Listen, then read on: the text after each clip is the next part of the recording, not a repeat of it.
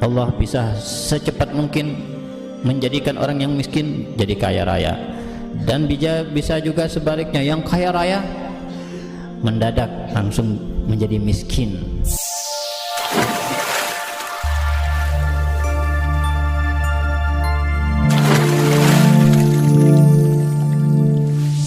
Bismillahirrahmanirrahim.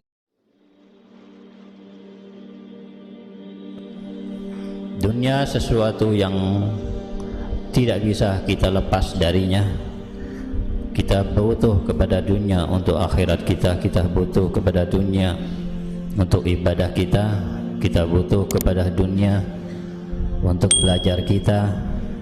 Sehingga dikatakan juga oleh Imam Syafi'i, sitatun yakhilan tanalul imma illa bisitatin sa'umbika antafsiliha bibayani zaka'un wa hirsun wa bulghatun. Bulgha ini biaya, jadi harus ada biaya, harus ada modal. Untuk mencari ilmu pun butuh dunia, untuk ibadah butuh dunia ya. Tapi dunia sekedar membantu kita untuk akhirat kita, membantu kita mengingat Allah, membantu kita mendapatkan pahala Allah Subhanahu wa ta'ala, membantu kita untuk memenuhi ladang akhirat kita. Dengan dunia kita bisa istighna anin nas. Dengan dunia kita tidak butuh kepada manusia, kita tidak butuh kepada apa yang di tangan mereka, dan dengan itu seorang menjadi mulia. Kalau seseorang butuh kepada orang lain, maka dia akan terhina, dan itu bukan sifat salafus saleh. Sifat salafus saleh la yarju wa la yahtad ila ghairih, innama yahtaju wa innama yatlubun ila Allah Subhanahu wa ta'ala. Halak salafus saleh, mereka tidak mau meminta, tidak mau berharap, tidak mau meminta dan mengharap apa yang di tangan mereka daripada harta. Mereka hanya mengharapnya kepada Allah Subhanahu wa ta'ala. Mereka hanya meminta kepada Allah sesuai dengan anjuran Nabi Muhammad sallallahu alaihi wasallam. Wa idza sa'alta fas'alillah wa idza sta'anta fasta'in billah. Ya, alik qulubana billah. Selalu dihadirkan di hati kita bahwasanya segala kebaikan, mau itu dunia ataupun kebaikan akhirat, semua di tangan Allah Subhanahu wa ta'ala. Kita tidak butuh kepada manusia, kita tidak butuh kepada apa yang di tangan mereka, karena mereka pun mendapatkan dunia mereka pun dari siapa? Dari Allah Subhanahu wa ta'ala. Yang memberi mereka Allah, yang menggerakkan hati mereka untuk ini dan itu semuanya Allah Subhanahu wa ta'ala. Yang menggerakkan semuanya Allah. Kenapa kita berharap kepada makhluk, padahal Allah maha kaya, padahal Allah Subhanahu wa ta'ala maha memberi. Siapapun yang mau meminta, memintalah kepada Allah. Manusia kalau diminta belum tentu memberi, bahkan manusia kadang-kadang kalau diminta malah marah, tidak suka. Tapi sebaliknya Allah Subhanahu wa ta'ala marah jika hambanya tidak mau meminta dan berdoa kepada Allah Subhanahu wa ta'ala.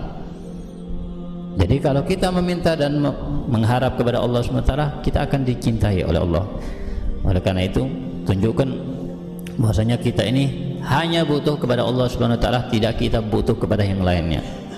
Jangan ada hati kita, anak mengharap ini dan itu di tangan fulan, harta fulan. Nah, ya, kalau kita betul-betul hubungan kita dijaga baik dengan Allah Subhanahu wa ta'ala, jangan kalian pikir rezeki kalian, Allah Subhanahu wa ta'ala yang memikirkan nantinya, Allah semuanya yang ngatur. Kalau kita punya hubungan yang baik dengan Allah, Allah tidak akan menyia-nyiakan kita. Allah pasti akan memberi kepada kita yang terbaik, dan Allah bukan berarti lalai daripada kita. Allah mungkin lupa kepada kita, Allah Subhanahu wa ta'ala mungkin ya hanya melihat kepada orang lain, tidak melihat kepada kita, tidak. Apalagi kalian talibul ilm, apalagi kalian qaim bil nasr ilm. Jelas dalam hadis Rasulullah sallallahu alaihi wasallam bersabda, innallaha takaffala li talibil ilm bi rizqihi. Allah Subhanahu wa ta'ala menjamin untuk talibul ilm bi rizqihi, dengan rizkinya.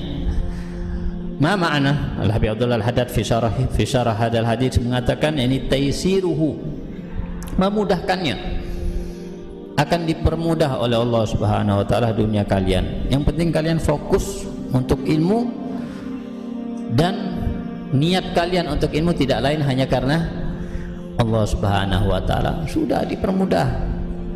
Nggak usah takut. Suatu rizki adalah suatu yang sudah dijamin dan ditulis oleh Allah Subhanahu wa Ta'ala. Ya, kita dikatakan oleh Allah Subhanahu wa Ta'ala dalam Quran, wa'mur ahlaka bisolah wastabir 'alaiha la nas'aluka rizqan. Perintahkan ke keluargamu untuk melaksanakan sholat sebagai simbol daripada ibadah, simbol daripada ketaatan Allah Subhanahu wa Ta'ala, karena imaduddin adalah sholat.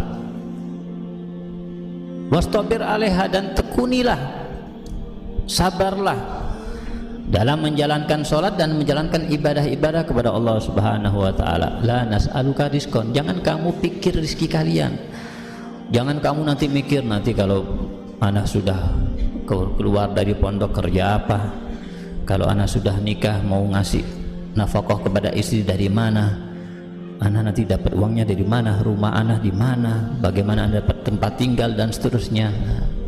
Syekh Basit, itu adalah sesuatu yang sangat mudah di tangan Allah Subhanahu wa Ta'ala.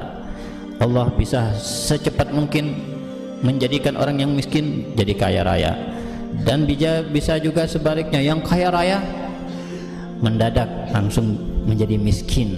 Semua di tangan Allah Subhanahu wa Ta'ala. Kalau sudah kita yakin segala sesuatu di tangan Allah Subhanahu wa Ta'ala, kenapa kita mengharap kepada makhluk Allah?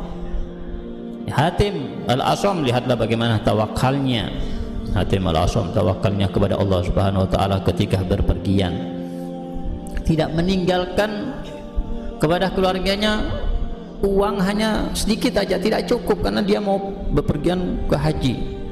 Yahtat ila suhur, dahulu itu butuh berbulan-bulan, perginya aja berbulan-bulan, pulang pergi berapa bulan. Dia tinggalkan keluarganya hanya dengan uang yang sedikit. Keluarganya Masya Allah min ahlil khair, min ahli sholat, termasuk putrinya. Ketika tetangganya datang kepada mereka, gimana kamu ini tenang, bagaimana kamu itu menerima Hatim Al-Asam meninggalkan kalian, tidak memberikan nafkah, tidak memberikan kepada kalian uang yang banyak, kok kalian rela, kok kalian tenang, kok kalian mau? Maka mereka mengatakan kepada tetangga-tetangganya, kamu tahu apa enggak, Hatim Al-Asam ini orang yang memberi rizki apa orang yang memakan rizki? Ya tentunya Hatim orang yang memakan rizki. Ya sudah, berarti yang pergi hanya orang yang memakan rizki, orang yang memberi rizki masih ada. Yang memberi rizki manusia itu pergi, yang memakan rizki pergi, tapi yang memberi rizki hakikatnya adalah Allah Subhanahu wa Ta'ala. Sehingga di saat itu juga suatu waktu ada raja yang sedang berburu, kehabisan bekal, kehausan, mereka mencari-cari air dan mendapatkan rumahnya Hatim Al-Asam yang sedang ditinggal keluarganya. Di saat itu mereka mengetuk pintunya dan ternyata mereka menyediakan air yang dingin, segar saat itu, sehingga raja itu puas meminumnya. Dan kemudian raja tidak membawa harta, dia lepas ikat pinggangnya, ikat pinggang raja, dan diberikan kepada keluarga Hatim Al-Asam. Di saat raja ini melepas dan memberikan ikat pinggangnya, maka semua yang ikut rombongan daripada raja melepas semuanya ikat pinggangnya, dia memberikan kepada, dan kemudian ikat pinggang yang banyak yang mahal-mahal dijual dan mereka menjadi kaya raya dengan sebab itu.